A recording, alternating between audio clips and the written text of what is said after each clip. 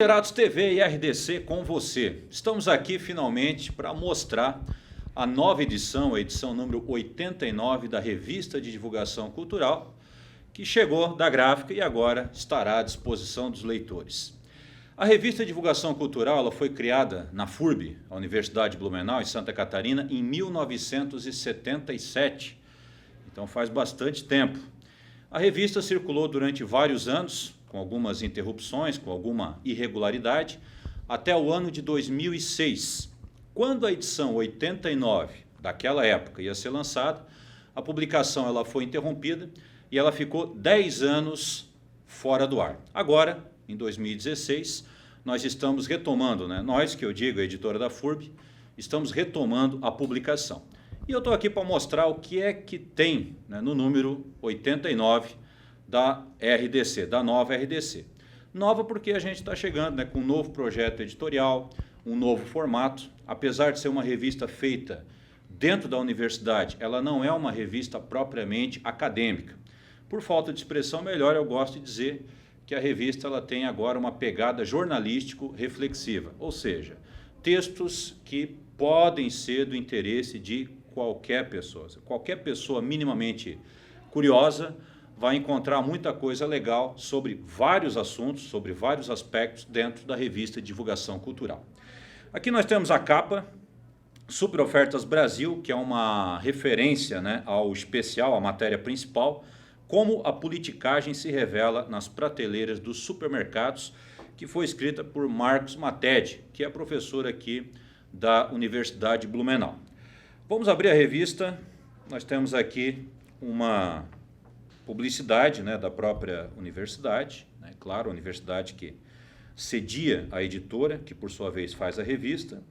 Aqui nós temos os colaboradores da revista, o sumário e um editorial que foi escrito por mim mesmo. Esse editorial ele está explicando exatamente quais são as nossas intenções, que é mais ou menos isso que eu falei agora, de fazer uma revista o menos possível acadêmica e o mais possível jornalística, e uma revista também de interesse geral. Por isso que o cultural do título, Revista de Divulgação Cultural, esse cultural ele deve ser compreendido da maneira mais ampla possível. Na primeira sessão nós temos uma entrevista, na verdade é um bate-papo que nós fizemos com Rubens Belli e Aline Belli, que são do Belli Estúdio de Blumenau, um estúdio que começou em 1999 na área de animação e que agora, aliás, na área de ilustração, e que agora está trabalhando com animação. O Belli Studio fechou um contrato com a Disney, da América Latina, para a produção de um seriado, uma série infantil chamada Boris e Rufus, que vai ser exibida provavelmente a partir de 2018 pelo Disney XD, o canal a cabo. Então nessa conversa nós contamos toda a história do estúdio, a trajetória deles, os percalços, os projetos. Nós fizemos uma linha do tempo para contar a história do estúdio.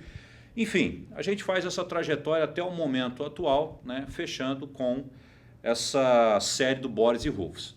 Para fazer essa entrevista, esse bate-papo, eu convidei o Léo Lapis, que é um jornalista com grande experiência na área cultural, e convidei também a Júlia Scheffer, que é uma estudante de jornalismo do curso aqui da FURB.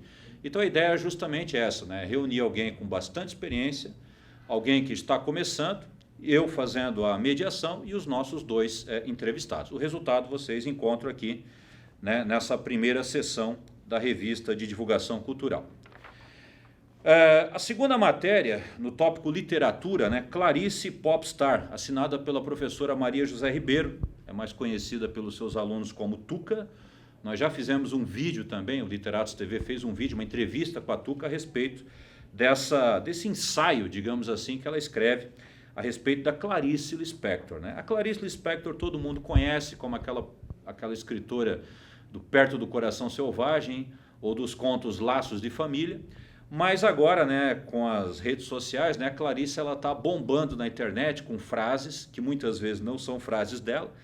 E a Maria José Ribeiro ela escreve sobre isso, ela fala sobre a escritora, ela dá essa ideia de panorama a respeito da escritora, mas ela também entra em certas peculiaridades que certamente você não vai encontrar lá no livro didático. Temos também uma seção Saúde, quem tem medo de faixa preta, né? O título ele brinca com aqueles remédios, né? Os tarjas pretas, né? Que só podem ser vendidos com prescrição médica. Normalmente remédios contra a depressão, que é o grande mal aí do começo do século XXI.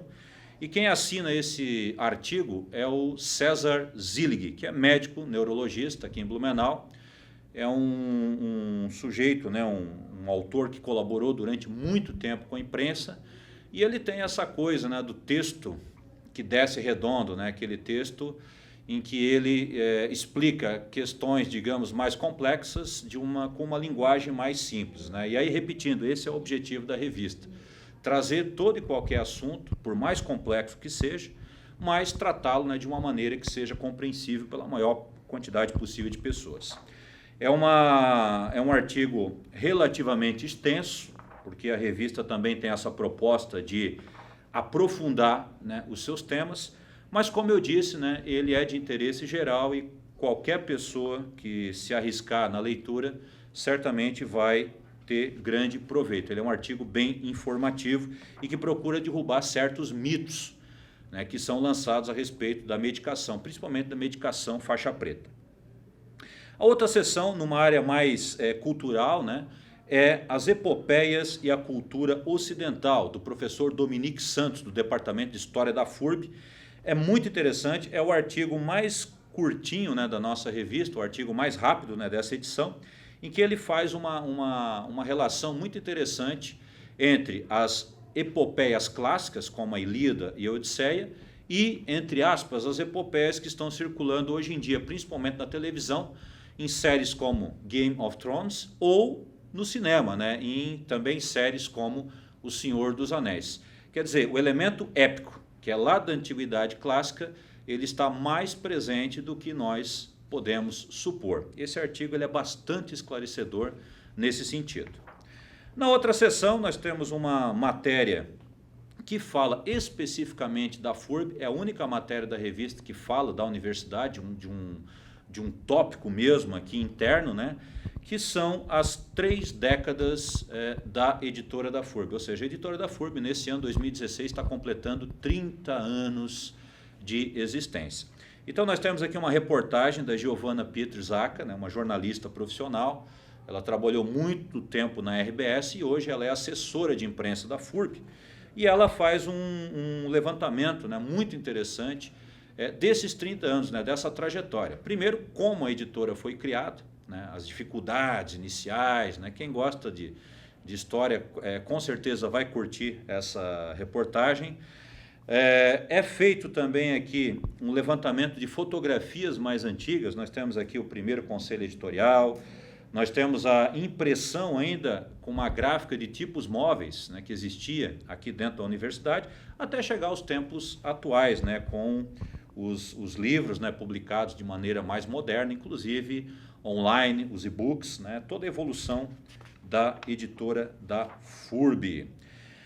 Aí nós chegamos finalmente num ramo mais delicado, um tópico mais delicado, que é política, né, e nós temos aqui Crônica de uma Democracia Pouco Democrática. Esse sim é o artigo do Marcos Mattetti, o mais longo da revista, certamente o mais detalhado, o mais aprofundado, que procura estabelecer também um panorama, né, um panorama da crise que destruiu o modelo de regulação política e escancarou as fragilidades institucionais de Brasília. É o seguinte, o Mattetti ele parte de um princípio muito simples, porém muito esclarecedor, né? Para ele, para o autor desse artigo, não existe partido certo, não existe partido errado, não existe mocinho, não existe vilão, não existe imprensa golpista, como também não existe uma imprensa cidadã, ou seja, todos são agentes sociais, políticos, numa luta de todos contra todos.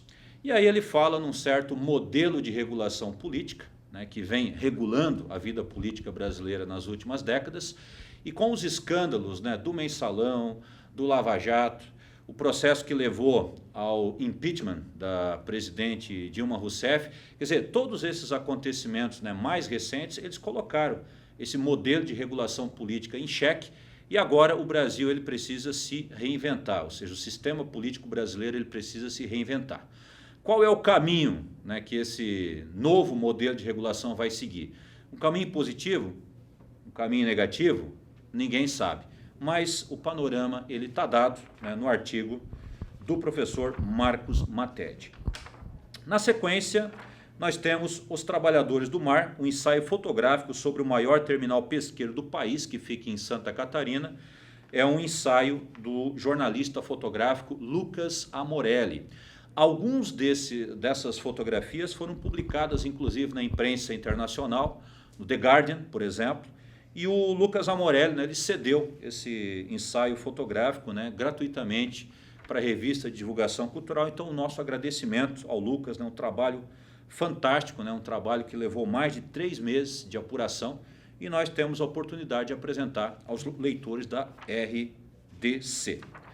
Na sequência, Negrice, Negritude e Negritice, um ensaio também do professor José Induença Martins, a respeito, né, da força, da qualidade, da abrangência e dos esclarecimentos da literatura afro-brasileira, da literatura afrodescendente. O Induença ele trabalha dentro, né, desses 3 conceitos, né, a negrice, que seria, digamos, uma integração, né, do elemento negro à cultura europeia, à cultura dominante. Haveria a negritice, que seria a resposta a essa cultura dominante, ou seja, seria uma rebeldia em relação a essa cultura. E, finalmente, a negritice, que seria um híbrido, né, dessas duas coisas, né. O Induença, ele, como ensaísta muito experiente, né, e professor de nomeada, né, o Induença ele consegue fazer, né, essa relação, ele consegue enxergar esses 3 elementos muito claramente dentro da literatura afrodescendente, seja norte-americana, seja principalmente aqui a literatura brasileira. Nesse ensaio, né, nós temos uma foto muito interessante, vocês estão vendo agora na tela, né, que é de uma sinhazinha na liteira, que é carregada por 2 homens negros, ou seja, por 2 escravos que estão vestidos de terno e cartola. Nessa época, essa foto ela data da segunda metade do século XIX. Né? Nessa época, né, essa coisa de liteira já era um negócio meio ultrapassado. Então, essa sinhazinha, na verdade, ela estava exibindo a sua BMW para o fotógrafo. Né?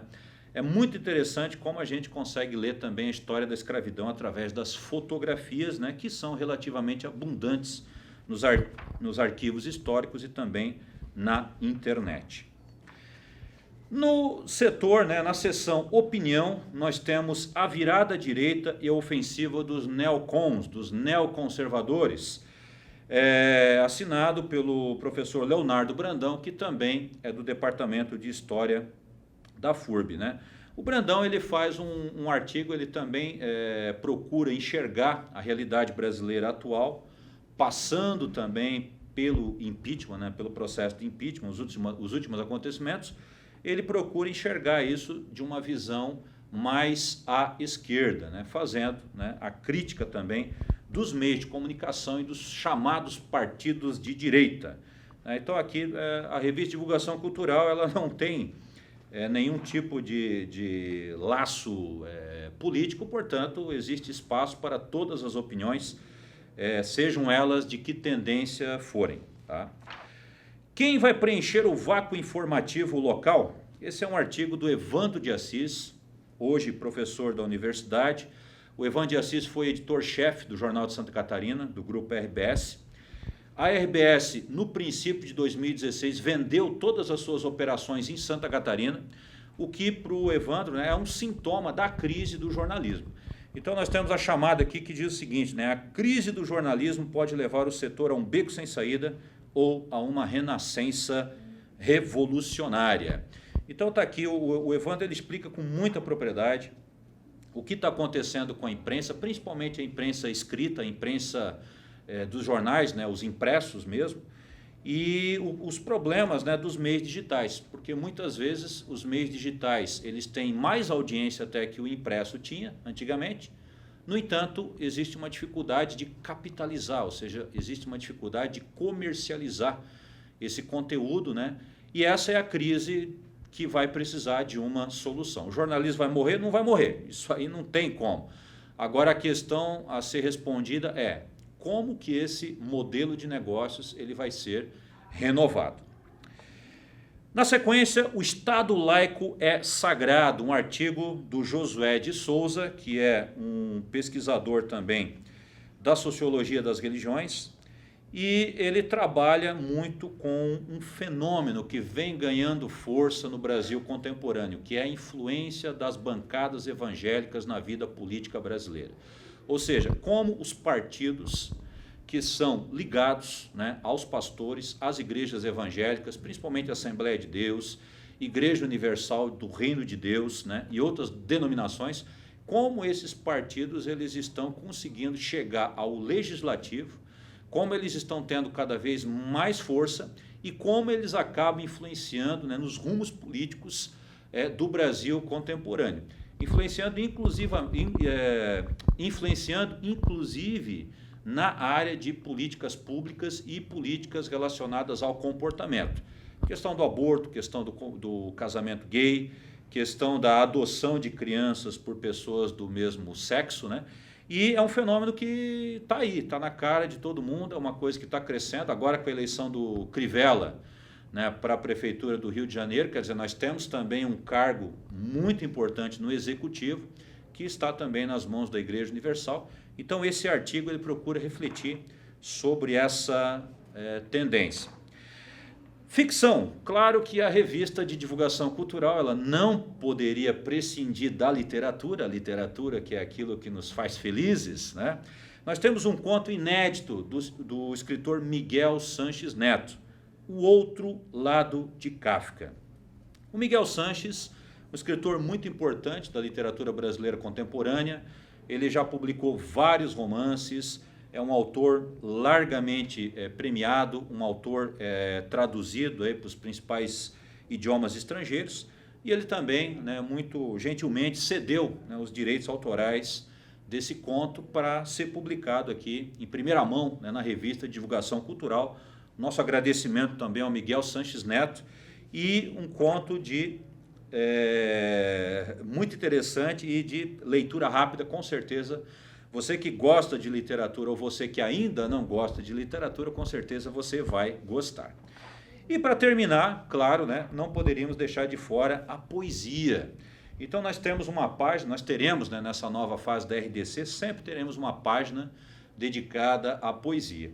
E aqui, claro, né, o Poema das Crianças Traídas, né, do Lindolf Bell, esse poeta aqui de Santa Catarina, né, que tem uma projeção nacional, um poeta muito importante, um poeta extremamente criativo, né, da literatura brasileira do final do século XIX, e um cara que teve uma ligação sempre muito próxima com a FURB, né, com a Universidade de Blumenau.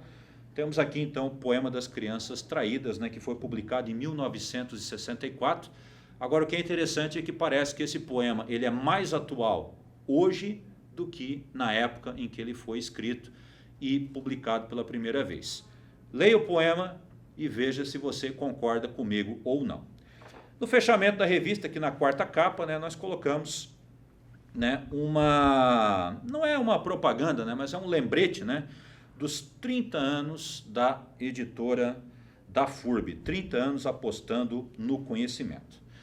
Então é isso, meus amigos, essa, né, é a nova fase da revista de divulgação cultural, o número 89, que já está nas bancas, já está sendo enviado para os assinantes. Se você quiser colaborar com a revista, basta entrar em contato através do e-mail que você está vendo na tela, e se você quiser também assinar a revista, basta entrar em contato com o e-mail ou o telefone que você está vendo na tela. A revista ela é semestral, ou seja, nós teremos 2 publicações, 2 números por ano. A revista ela é feita com bastante esmero, com bastante cuidado, por isso também que ela demora um pouco.